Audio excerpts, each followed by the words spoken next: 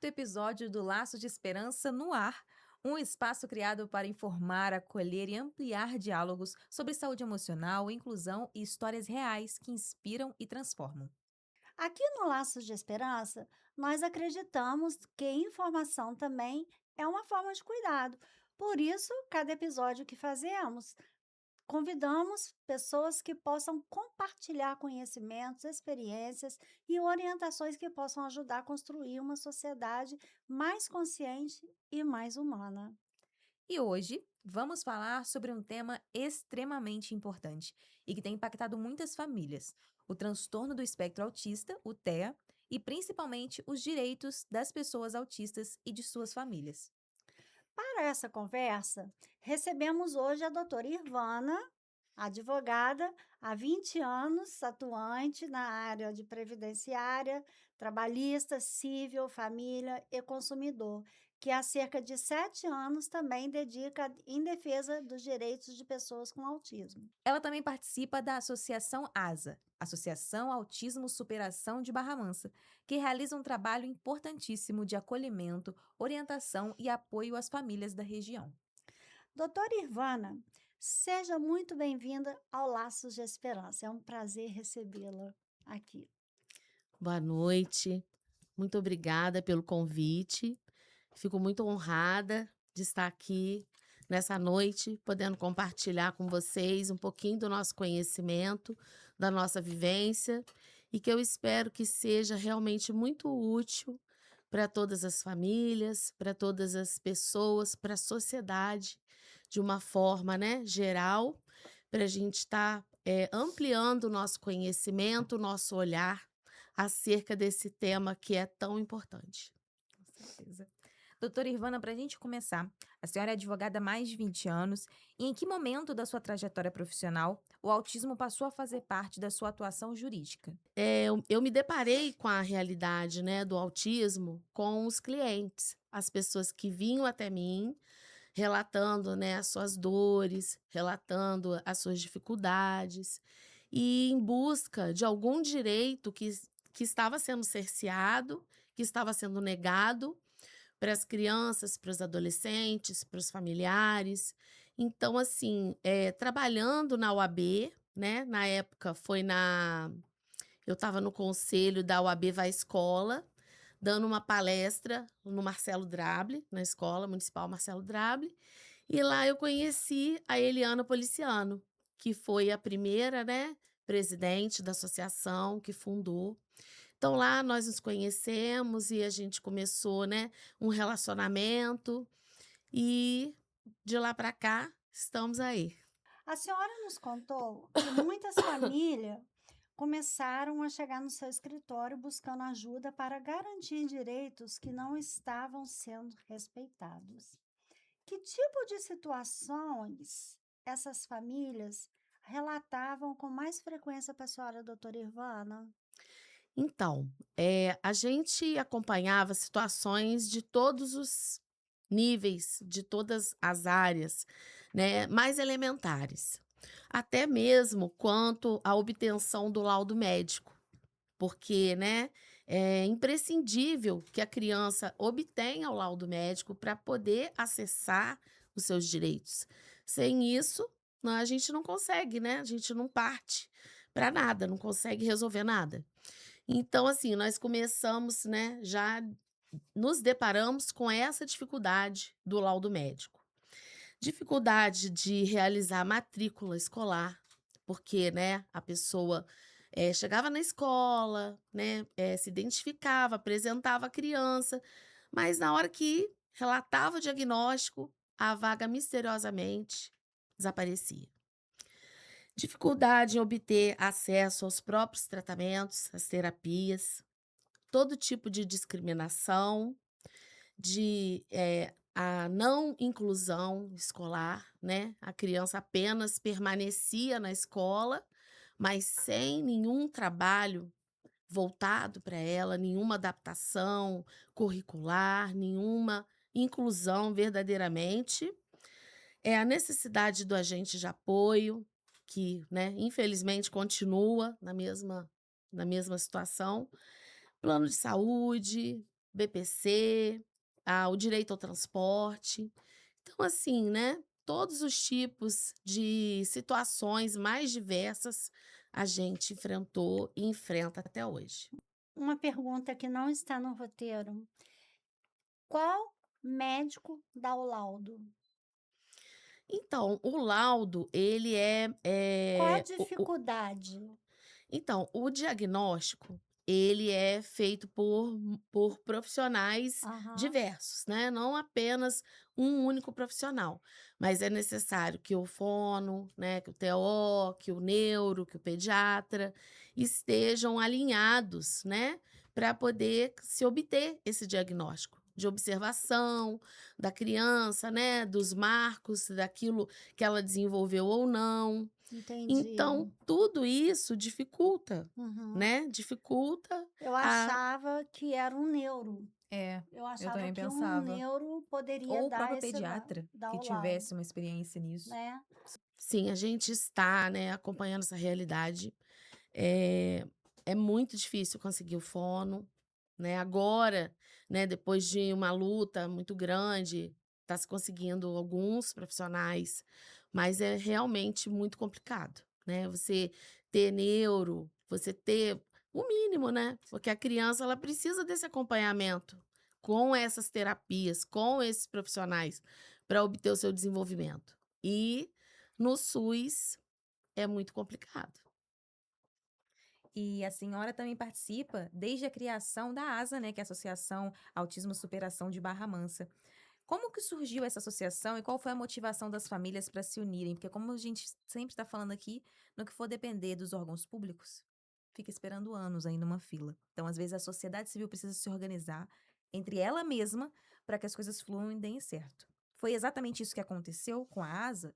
Nesse sentido? Sim, exatamente, foi isso que aconteceu, né. Como eu relatei no início, eu conheci a Eliana Policiano nessa palestra, lá na escola Marcelo Drabble, né, e ela me procurou e começou a falar, né, das situações, ela já estava iniciando o trabalho da ASA, né, antes era, assim, um trabalho de mais voltado para o acolhimento das famílias, era um desabafo, né, ela fazia um desabafo numa sala na UBM, cedida pela UBM, e se fazia ali um café partilhado, e ali as famílias que tinham, né, essa vivência, que tinham crianças com qualquer tipo de transtorno, né, na maioria das vezes o TEA mesmo, compareciam e havia essa troca de experiência entre as famílias, né, dicas, orientações. Isso é muito importante, né, Sim, doutora?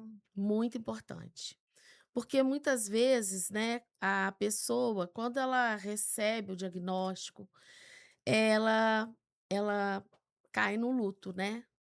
Uhum. Exato. Então, é o que eu escuto, né, das pessoas, que eu não sou, né, não faço parte da área de Sim. saúde, né, eu trabalho na parte do direito, mas acompanhando mesmo os clientes, né, e muitas vezes a pessoa acabou de ter o diagnóstico, ela já me procura na associação, né, a associação já me encaminha para estar dando a orientação jurídica, para estar, né, ajudando. Então a gente tem esse contato muito estreito com as famílias, com essas dificuldades, com essas dores, e a gente faz, né, o máximo que a gente pode para que a gente consiga cada vez mais garantir o direito para essas crianças e para as famílias. Tá certo, doutora. Na prática, quais são as principais dificuldades que os pais de crianças autistas enfrentam quando recebem o diagnóstico e começam a buscar apoio? Então, como a gente falou anteriormente, né, primeiramente o luto. Porque, né, nós pais, a gente tem aquele ideal, né, quando a gente vai ter um filho, a gente já fica, né, imaginando como vai ser, e a gente nunca pensa, né, que ela pode ser uma criança com alguma deficiência. Então, isso traz um luto para esses pais, né. Muitas vezes a gente vê, os pais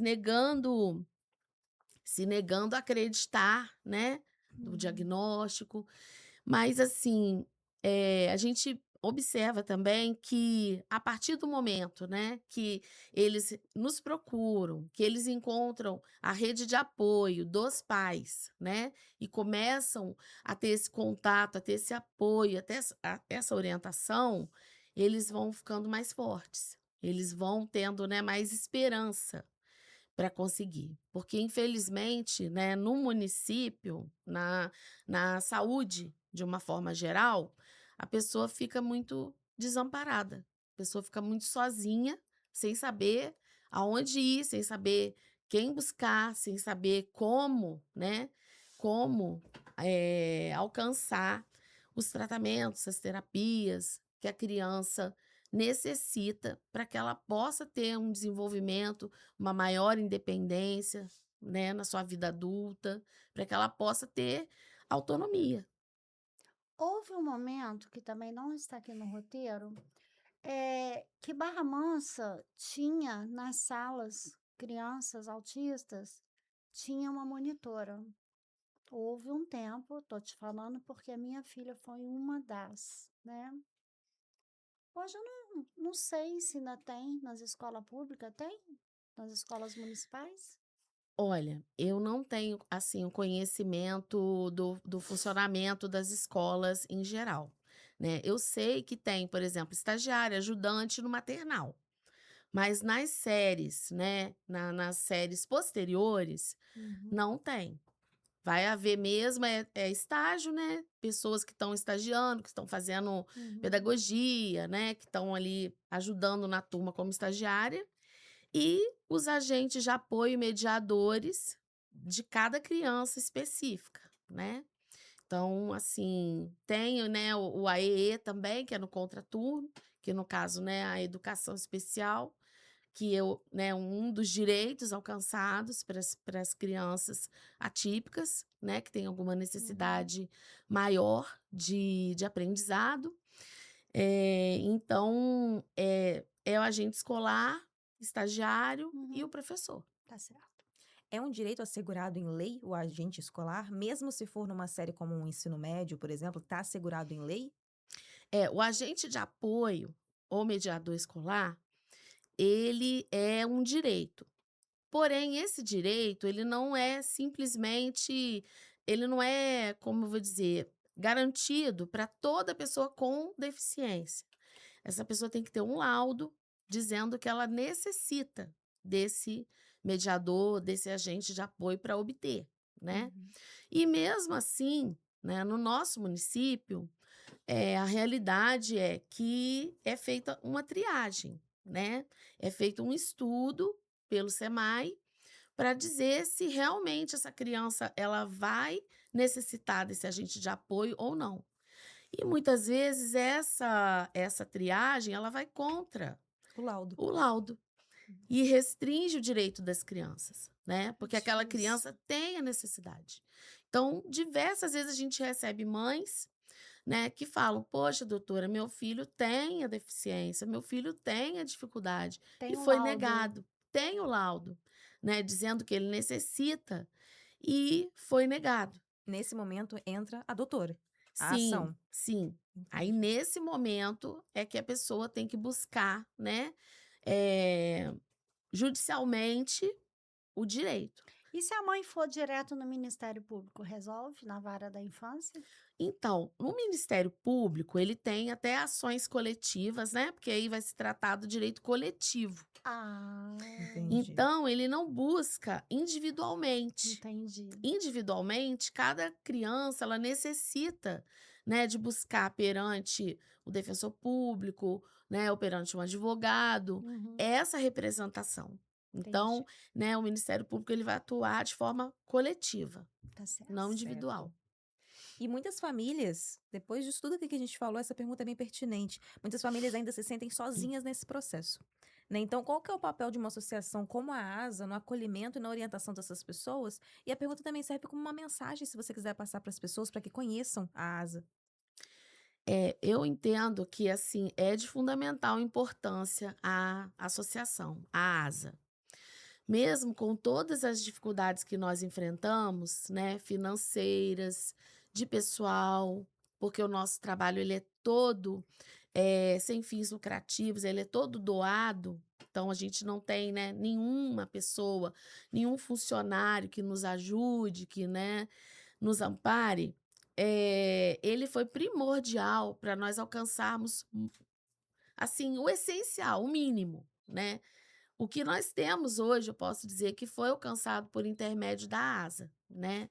A Casa Azul foi uma cobrança da nossa diretoria perante os conselhos de defesa, né, do município. Casa Azul. Eu tenho uma. Não sei me expressar. Que tiraram do centro da cidade e levaram para o final da colônia, né? É, E eu tenho amigas, mães atípicas, que tinha tudo aqui, que quando foi para lá, desistiram. Eu tenho uma amiga que o filhinho dela é nível 3. Ele tinha crises dentro do ônibus. A própria sociedade, não entendendo o que estava acontecendo dentro do ônibus, fez o motorista botar a mãe e a criança para fora. E ela desceu no meio do caminho, ligou pro tio buscar, o tio foi buscar. Ela nunca mais voltou com o filho. Hoje eu nem sei qual a situação que ficou essa criança.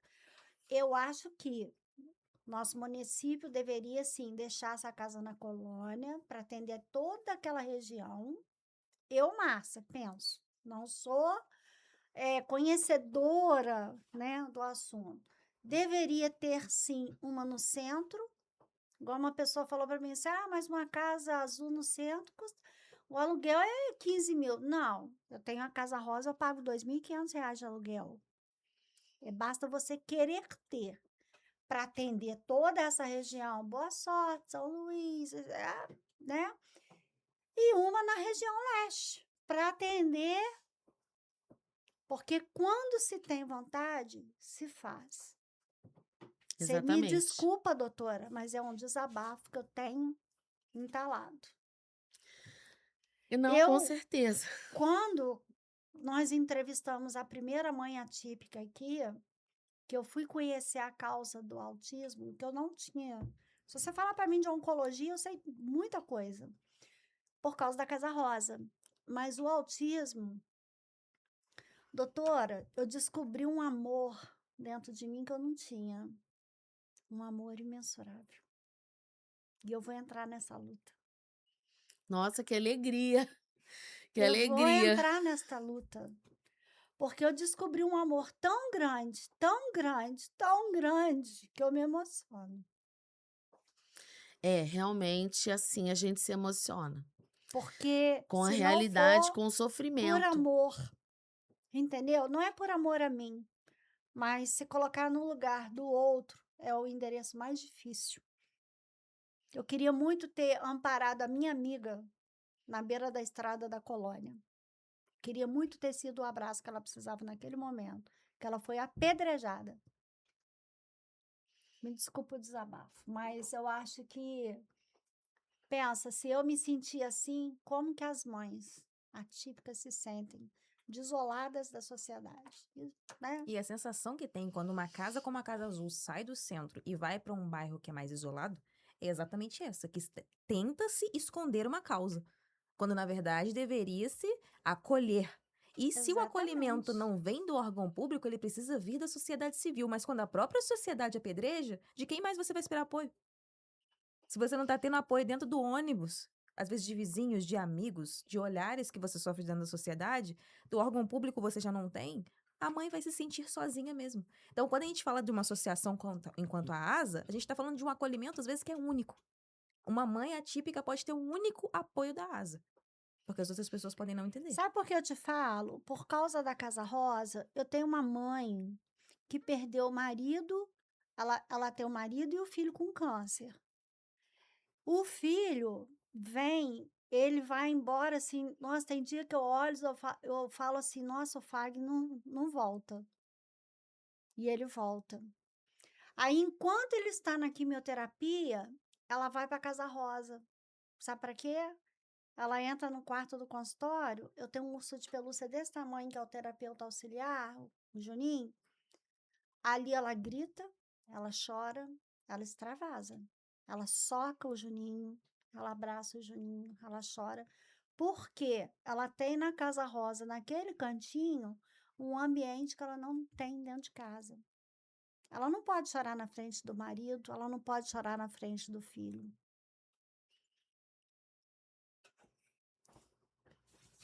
E essa mãe atípica?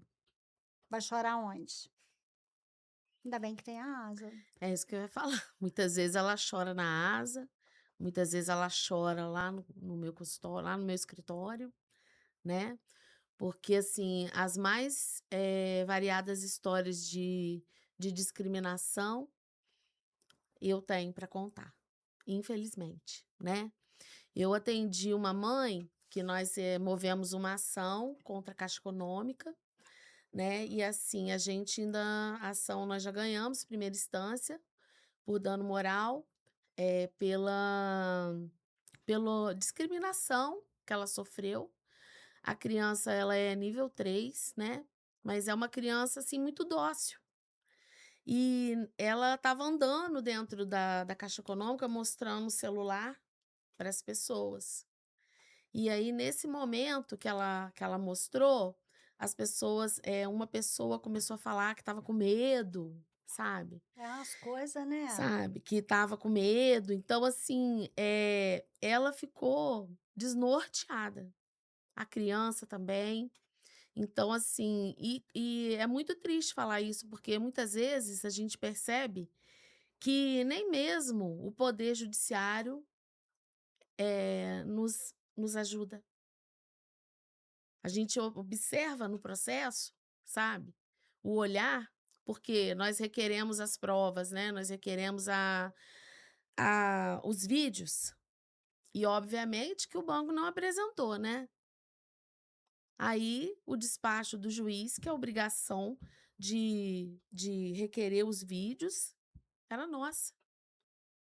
Então, assim, se você está se defendendo, se você tem o vídeo que comprova o que aconteceu, por que você não apresenta?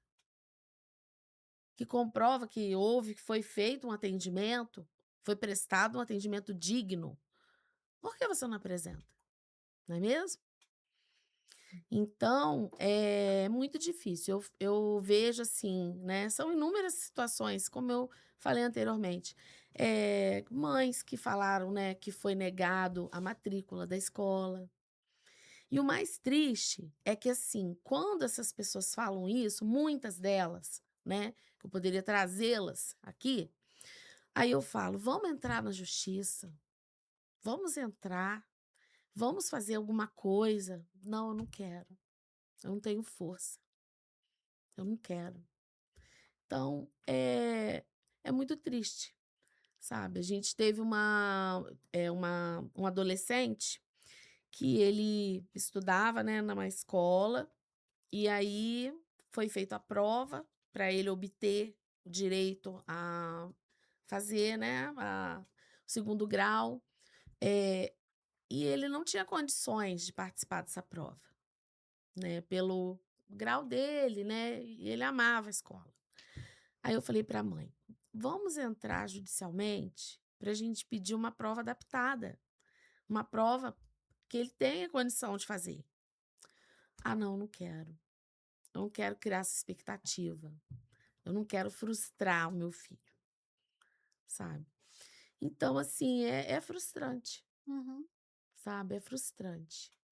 Porque muitas vezes a gente se depara com essa injustiça e a gente não tem como fazer nada. É sobre isso a minha luta, a minha bandeira, a injustiça social. O Laços de Esperança conta com o apoio do Transporte Generoso. O Transporte Generoso conecta sua empresa a 14 estados e mais de 3.800 cidades em todo o Brasil. Com forte presença no Rio, São Paulo e Espírito Santo, são mais de 40 anos enviando e cuidando da sua mercadoria com confiança. Quem transporta, confia. Ligue 0800 400 3567 ou acesse generoso.com.br. Seja generoso. isso. Doutora, um dos pontos que a senhora mencionou é a importância do diagnóstico precoce. Por que identificar o autismo cedo pode fazer tanta diferença no desenvolvimento dessa criança? É, é, se houver, né, um diagnóstico precoce, a mãe, ela vai poder já, né, o mais cedo, o mais breve possível, levar essa criança para o tratamento, para as terapias. E essa criança vai poder obter mais autonomia, né? Ela vai ter muito mais autoestima, confiança, e porque ela vai estar ciente, né, do seu quadro, ciente da sua realidade. Porque é muito triste quando esse diagnóstico não vem. E aí aquela criança, ela fica, né, fingindo, como se diz, né? Ela fica fingindo uma normalidade para poder se encaixar, para poder, né, fazer parte. Então, isso traz um esgotamento, isso Uhum. traz depressão, isso traz a baixa autoestima, sequelas para o resto da vida, né? Então, é muito importante o tratamento, o diagnóstico precoce, para que a pessoa já possa, né, obter dessa criança, que essa criança saia do nível 3 para o nível 2. Nós tivemos um testemunho aqui da Natália, né, Natália, doutora doutora Natália. Natália. O Gael era nível 3, mas de tanta terapia, hoje ele é nível 2. Mas ela é uma bem-aventurada, né? Porque ela É, consegue terapia de segunda a sexta. exatamente. Eu estou me recordando aqui, né, lembrando aqui das injustiças, porque eu passei a tarde tentando trazer, né, à mente. Então, eu tenho um processo de um rapaz que ele já é adulto. Ele entrou com processo, a mãe dele entrou com o processo dele. Ele devia ter uns 13 anos, mais ou menos, pedindo terapias, pedindo, né, um mínimo que ele teria direito. E obteve judicialmente a tutela. Porém, é uma tutela só de papel, porque não consegue, né? Não consegue o acesso. Porque se diz que ele está tendo atendimento, que ele está tendo a escola, mas ele não tem. Então, ele chegou num nível que ele não queria ir para a escola, porque ele ficava ocioso. Ele não tinha nenhuma atividade para ele, né? Então, nessa luta para nós podermos conseguir que ele realmente tivesse a efetividade dos atendimentos, né, do ensino especializado, da matéria, né, adequada a ele, porque ele já era um rapaz e não sabia nem ler. Uhum. E a mãe, sendo professora, ela ficava naquela angústia, porque de não ver, né, o filho ter o mínimo avanço. Aí nós conseguimos fazer um arresto, né, do valor que foi orçado para ele frequentar uma escola especializada em Volta Redonda, aonde nessa ele frequentou, né, porque ele é de Rio Claro. Ele frequentou essa escola 1 ano. Ele evoluiu, sabe, ele estava assim, tinha fotos dele feliz, sabe, rindo, todo alegre, participando das atividades, sendo incluído e tudo mais. E aí a gente teve que renovar o pedido do arresto para o ano seguinte. E o que que aconteceu? Foi negado. Foi negado tudo. Nossa, meu Deus. O juiz se retratou, indeferiu a tutela, porque o município disse que não tinha condições, que não tinha verba para atender. E nós entramos com todos os recursos possíveis da face da terra e o processo, e ele já está há mais de 1 ano sem estudar. Isso não é só sobre injustiça social, é exclusão social. Ele está sendo excluído de viver em sociedade pelo próprio poder judiciário. Como eu disse aqui antes, não tem órgão público, aí não tem a própria sociedade que ajuda, não tem o poder judiciário. Quem que ele tem? É. Então a gente fica assim, porque você, como advogada, você já fez tudo. Você já moveu todos os recursos que era possível mover, né? Mas aí agora a gente está aguardando a realização de uma nova perícia que foi solicitada pelo Ministério Público, pelo juiz, né? Aonde a mãe, ela me indagava, mas doutora, o meu filho ele tem um laudo que já diz a deficiência dele, ele já tem o parecer da assistente social falando que ele não está evoluindo, que ele não está aprendendo, ele tem tudo. Por quê? Por que que não, a gente não consegue? E que resposta que a gente dá? Qual resposta que a gente dá? E toda semana, essa mãe me manda mensagem. Doutora, e o processo? Como que tá o processo? Imagina a ansiedade, né? Nossa. Porque Imagino. ele já... Agora, acho que ele já tá com 19 a 20 anos. Então, quer dizer, é quase uma década de processo. Então, isso é uma coisa muito triste, sabe? Que a gente vê. É a judicialização. É você não ter os seus direitos respeitados, que a mínima coisa entra na justiça. Agora você entra na justiça. Agora esse direito aqui entra na justiça. A pessoa vai cansando, sabe? Foi o que eu vi na nossa primeira presidente, né? Ela lutou tanto, sabe? Ela lutou tanto. E o filho dela, ele sofreu uma violência, um outro processo que a gente está também, que a gente moveu, que a gente está esperando. Ele é nível 3 também, é um rapaz muito forte, um rapaz alto, bonito. E o que acontece? Ele teve um surto num shopping, ele, naquele momento, e ele saiu correndo, e nesse momento que ele saiu correndo, ele esbarrou numa criança. E aí os familiares vieram atrás, achando que ele tinha machucado a criança. E aí o guarda foi em cima dele, estava asfixiando, estava dando uma chave nele. Uhum. A hora que a mãe chegou correndo, pedindo pelo amor de Deus para não matar o filho dela. Então é muito triste. É uma história atrás da outra. Teve uma outra mãe, um outro caso, né, dessa mãe, que esse caso me marcou muito. Que ela foi chamada no conselho tutelar porque ela não levava a criança, não estava levando a criança mais para a escola, porque a criança não estava aceitando ficar naquele ambiente, não tinha nada para ela, não tinha um ambiente, né? Então ela estava sempre desorganizando. E aí, um belo dia, ela falou para mim assim, doutora, eu cheguei na sala, sabe o que que eles estavam fazendo com meu filho? Sabe o que que meu filho ficava fazendo na sala? Ele ficava dentro de uma caixa. Ele entrava na caixa, saía da caixa. Entrava na caixa, saía na caixa. Ele ficava fazendo isso. Ela falou, quando eu vi, a senhora sabe a minha dor quando eu vi isso, quando eu vi o que estava acontecendo. Então é muito sério, é muito sério. Porque o direito, né, a inclusão não está acontecendo. Infelizmente. É o que a gente observa. Dos poucos casos que a gente, né, acompanha, que a gente tem conhecimento. E a gente sabe bem que tem pessoas, muitas pessoas que podem fazer e não fazem. Exatamente. E o pior é quando elas escolhem não fazer.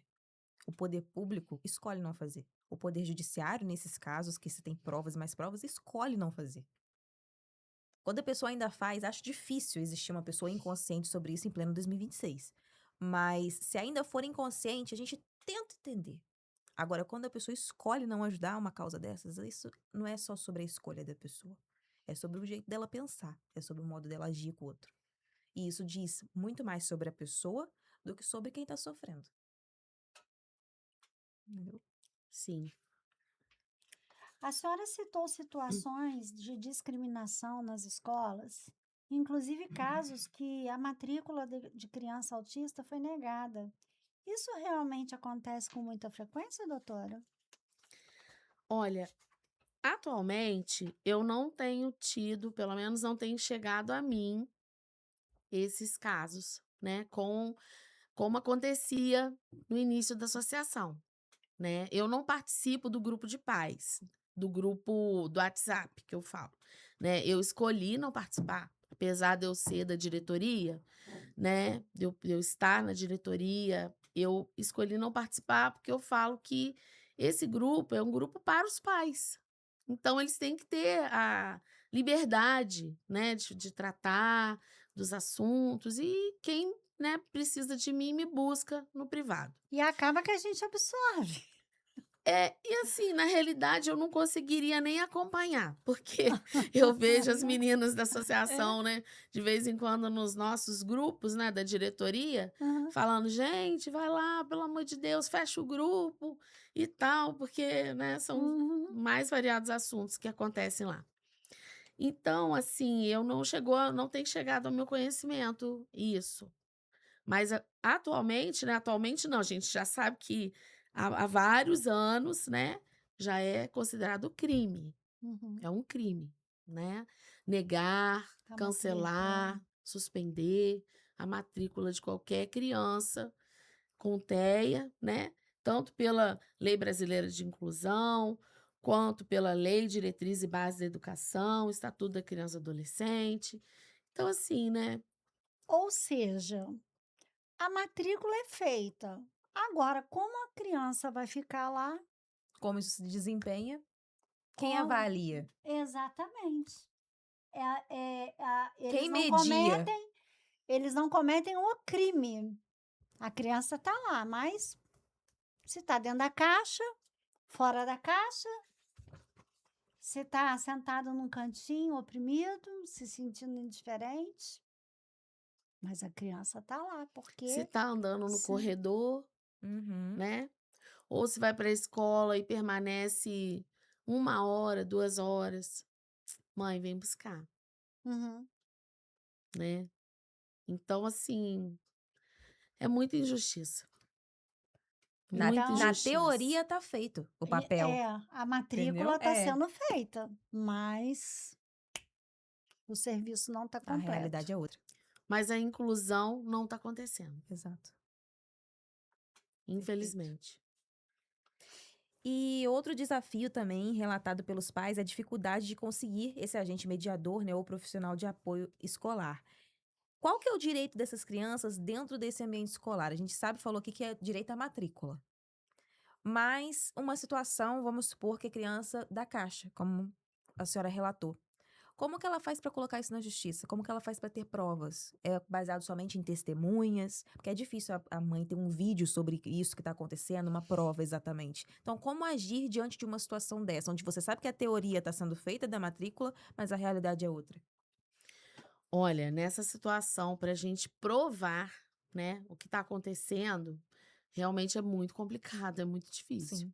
Muitas mães, às vezes, relatam que outras mães, né, tiraram foto, viram e enviaram, né? Então, a gente tem muitos desses casos.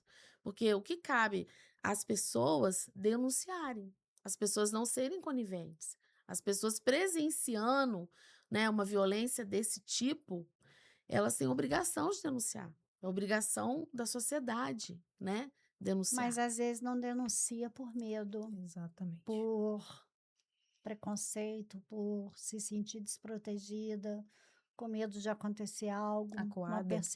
uma perseguição, Sim. uma coação. Mas a pessoa pode fazer uma denúncia, por exemplo, para o Ministério Público. Eu acredito, só se for uma mudança muito recente, que eu não tenho conhecimento.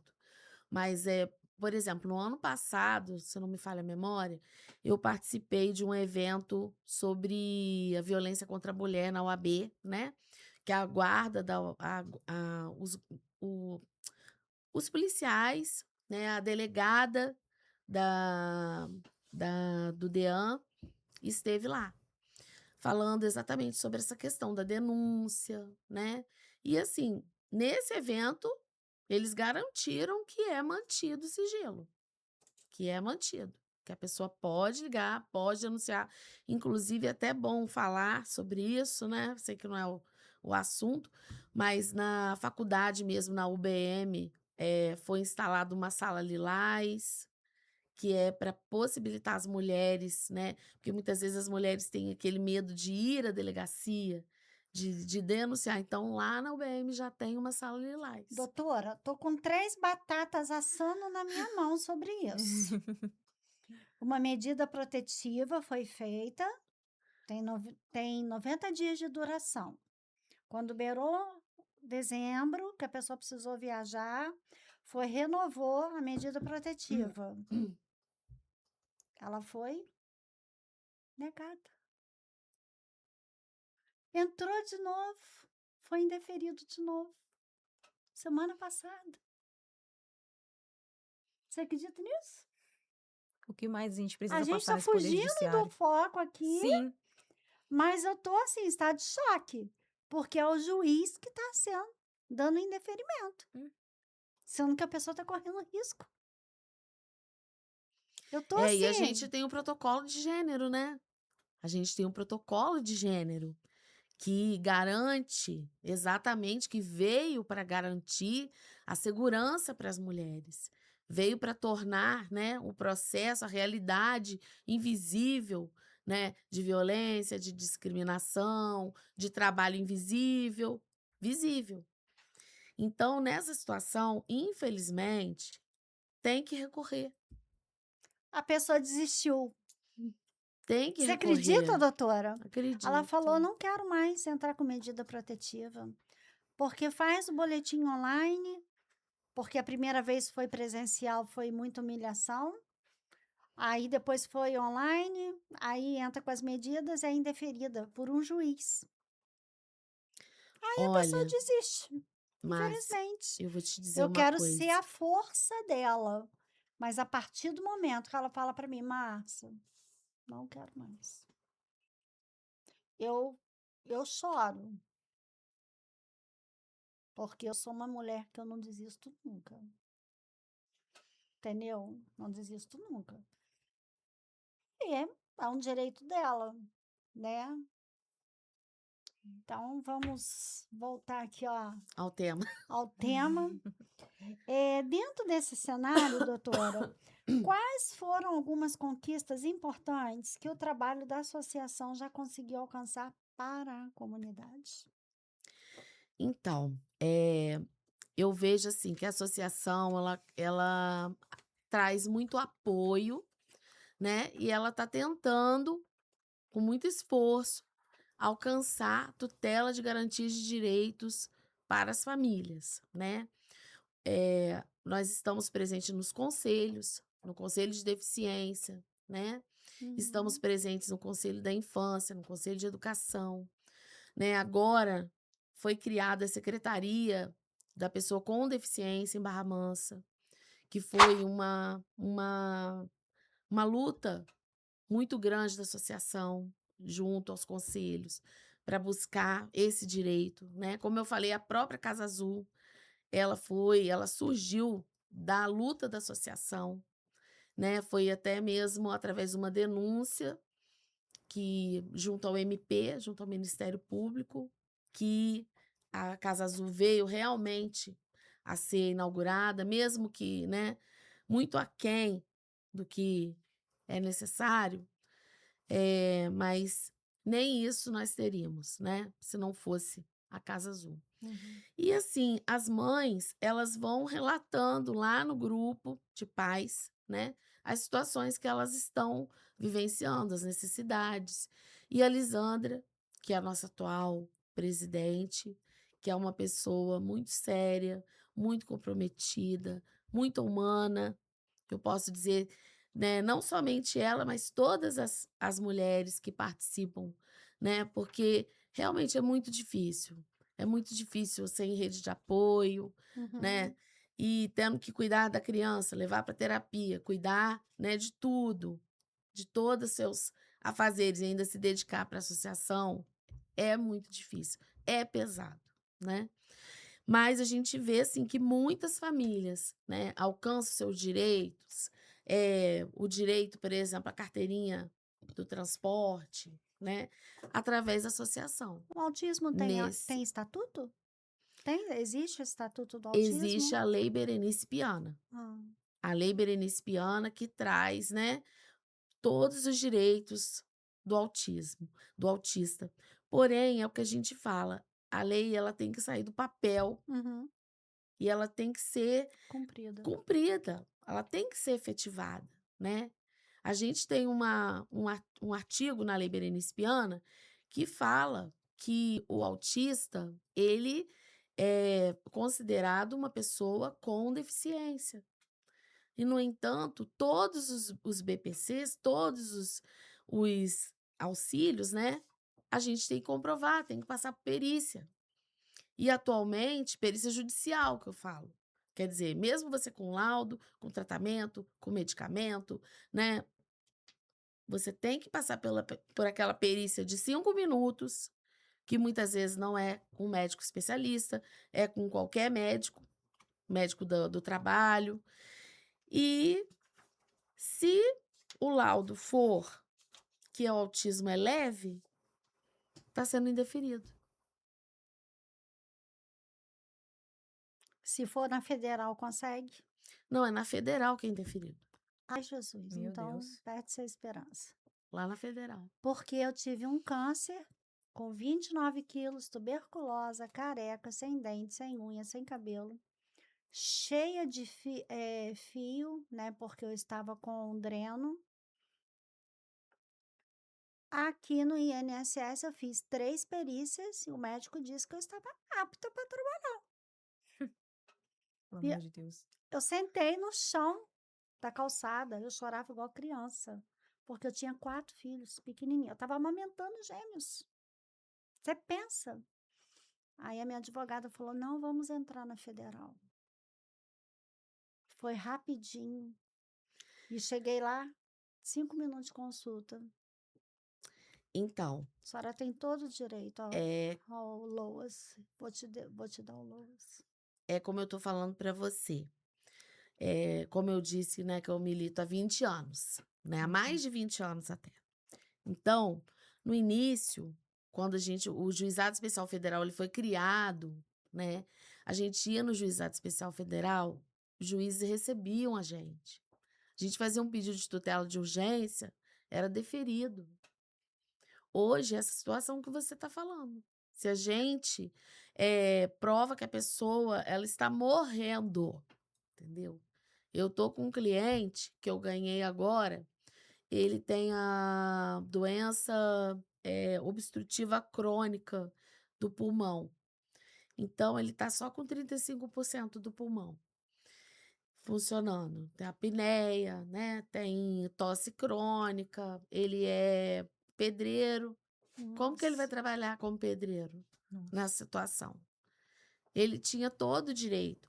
Ele entrou com benefício, com requerimento, a filha dele entrou com requerimento, o INSS legou dizendo que ele tinha perdido a qualidade de segurado.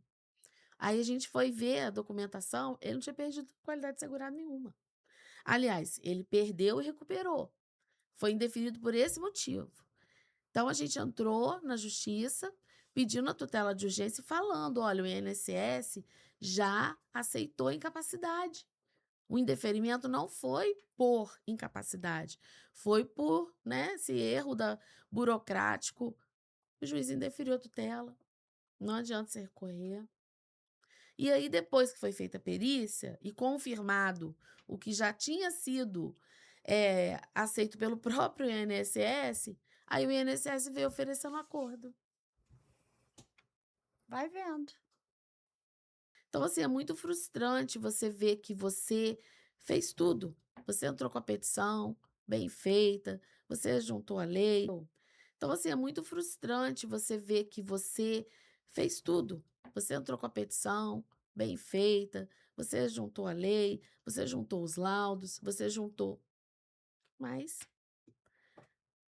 ninguém simplesmente indefere. Sem falar dos pacientes, dos clientes que a gente tem que morrem. Uhum. Exatamente. Morrem. Sonhando Sem uma Sem com- resposta. receber. Sem resposta.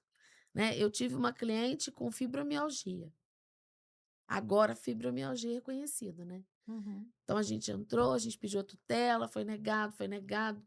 E aí, ela faleceu. Aí, agora, os filhos vão receber. Então, quer dizer, a pessoa passou por tudo aquilo e ficou, né, sem ter uma condição digna de tratamento, de sobrevivência, por um laudo totalmente equivocado. O É. Laços de Esperança é uma realização da Safira Comunicações, uma agência de marketing que acredita no poder da comunicação como ferramenta de transformação social. Há 5 anos, a Safira acredita que comunicar com propósito é dar voz a histórias que informam, acolhem e geram consciência. Serviços de social media, fotografia, consultoria de perfis, tráfego pago, podcast e mais. 24 99212 2060 e Instagram @Safira Comunicações. Safira, comunicação que constrói e gera resultado. Doutora, muitas pessoas acreditam que basta ter um diagnóstico para receber o BPC, mas a senhora explicou que existe também a questão de vulnerabilidade social. Como que isso é avaliado?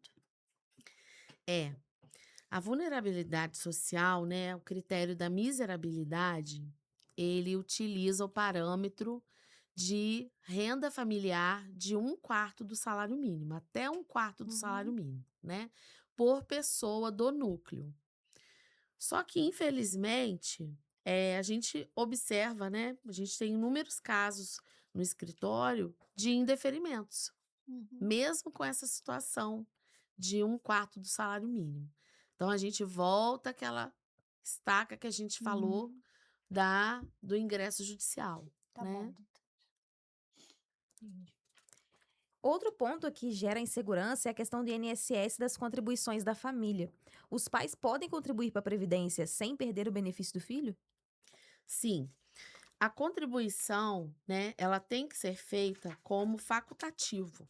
A mãe, né, no caso, a maioria das vezes é a mãe, ela tem que fazer essa contribuição, como facultativo. Por quê? Se ela fizer como MEI, fica o INSS tem a noção, a presunção de que ela tem uma renda. Se ela fizer como baixa renda, ela também tem renda. Então, se ela tem que fazer como facultativo para dizer que ela não tem renda. Qualquer pessoa pode fazer essa contribuição, né, como facultativo. Então, isso não vai prejudicar o BPC. Agora, se ela pagar, né, o INSS de outra forma, como outra modalidade, ela pode ter um indeferimento. Uhum, Infelizmente, eu já tive casos que foi negado simplesmente por esse motivo. Porque a Entendi. pessoa estava pagando o INSS uhum, como autônoma. uhum. Certo. E aí aconteceu o indeferimento. Doutora, a senhora também comentou sobre ações judiciais contra os planos de saúde que tentam cancelar os contratos de criança com autismo. Isso acontece com frequência? Infelizmente, acontece com bastante frequência. Eu tenho uns casos lá no escritório, né? Então, como que acontece? É porque atualmente os planos de saúde, a maioria são contratos coletivos. Então, esse contrato coletivo, a operadora, ela pode, né, diante de passado um ano, eh, informando, né, fazendo a notificação, ela pode rescindir unilateralmente. E uma criança, né, com autismo, ela não é um paciente, né, um cliente ideal, porque ela vai estar gastando muito. Ela vai estar, né, a todo Uhum, momento acessando. Então a gente teve vários casos que simplesmente chegava informando: "Ó, o seu plano será cancelado, né, na data tal". E aí a pessoa chega desesperada: "Mas como que eu vou fazer? O que que eu tenho que fazer?". Então, novamente, ingressar judicialmente. Então a gente tem o entendimento do STJ, tá, garantindo esse direito. Como a criança, ela faz tratamento, ela está realizando terapias, então não pode haver uhum. esse cancelamento. Então a pessoa tem que buscar, né, Recorrer. judicialmente, Uhum, né, ou através de advogado, ou através da defensoria pública, obter essa uhum, tutela, né, que ela uhum. vai ter o direito do plano de saúde ser mantido. Certo. E para os pais que estão começando agora nessa jornada, muitas vezes são cheios de dúvidas, né? Medo também. Qual que é a principal orientação que a senhora gostaria de deixar, essa mensagem para a gente encerrar? o quarto episódio de hoje? É, a mensagem que eu gostaria de deixar é: tenha coragem, tenha confiança, busque ajuda, não desista. Mesmo diante das dificuldades, né? Diante de tantas adversidades, diante de tanta incompreensão, busque ajuda. Não desista. Doutora Ivana, muito obrigada por compartilhar conosco tanto conhecimento e por esclarecer questões tão importantes para as famílias que convivem com o autismo. Eu que agradeço. Foi uma honra poder participar. Eu amo fazer esse trabalho. Eu falo que esse trabalho, ele nos dá, assim, alegria, ele nos dá força e ele muda a nossa visão, né? A partir do momento que eu comecei a fazer esse trabalho, eu posso dizer que eu me tornei uma pessoa melhor Uhum. e que eu passei a ter um outro olhar, né, sobre a vida, sobre a gente às vezes cobra muito, né? Às vezes a gente cobra tanto e a gente precisa mesmo é amar, é É, valorizar as Perfeito. pessoas pelo que elas são e não, né, ficar cobrando tanto resultado. Uhum. E são conversas como essa que ajudam não só a informar, mas também a combater preconceitos, a fortalecer a inclusão, que é um compromisso de toda a sociedade. Se você chegou até aqui, compartilhe este episódio com outras pessoas. Informação pode ajudar, mudar famílias que ainda não sabem quais são os seus direitos. E se você ainda não está inscrito no canal, aproveite para se inscrever, ativar as notificações e acompanhar os próximos episódios do Laço de Esperança. Porque quando informação, acolhimento e empatia se encontram, Nós criamos verdadeiros laços de esperança. até o próximo episódio. Tchau, tchau. Tchau!